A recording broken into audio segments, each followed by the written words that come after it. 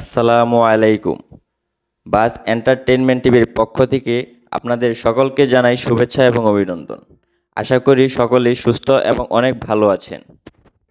London থেকে কলকাতা শুনতেই কেমন যেন একটা কৌতূহল কাজ করে, তাই না?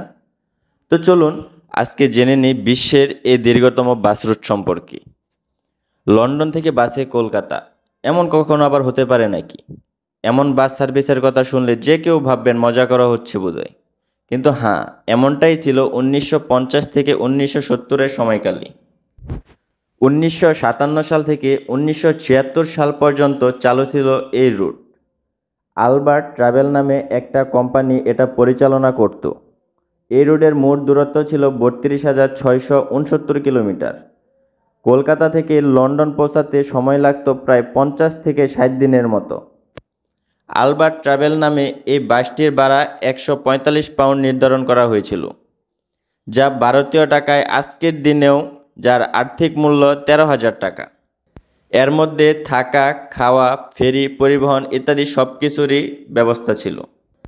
যাত্রার সময় বাসটির রুট ছিল ইংল্যান্ড থেকে বেলজিয়াম হয়ে, সেখান থেকে পশ্চিম জার্মানি, অস্ট্রিয়া, যুগোস্লাভিয়া, বুলগেরিয়া, তুরস্ক, ইরান, আফগানিস্তান, পাকিস্তান এবং উত্তর পশ্চিম ভারত হয়ে নয়াদিল্লি, আগ্রা, এলাহাবাদ এবং বেনারস হয়ে কলকাতা।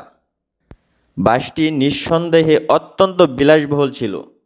বাসটির মধ্যে যাত্রীদের জন্য ডাইনিং সেল, radio, tape music, heater, fan ইত্যাদি ছিল। এমনকি ঘুমানোর জন্য বাংকার এবং খাবারের জন্য ছিল সুসজ্জিত একটি কিচেন।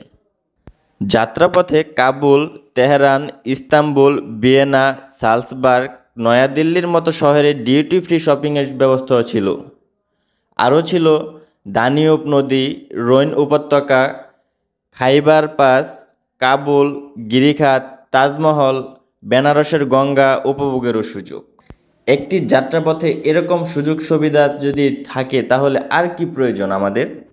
এই যাত্রাটি যদি এই সময়ে এসে আবারও চালু করা যেত তাহলে কেমন হতো?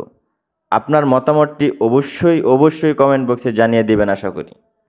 ভিডিওটি ভালো লাগলে সবাইকে দেখার জন্য সুযোগ করে দিবেন, বেশি বেশি শেয়ার করে। এবং তথ্যবহুল এরকম আরও নতুন নতুন ভিডিও সবার আগে পেতে চ্যানেলটি সাবস্ক্রাইব করে পাশে থাকা বেল আইকনটি প্রেস করে দিন। ধন্যবাদ সকলকে। আসসালামু আলাইকুম।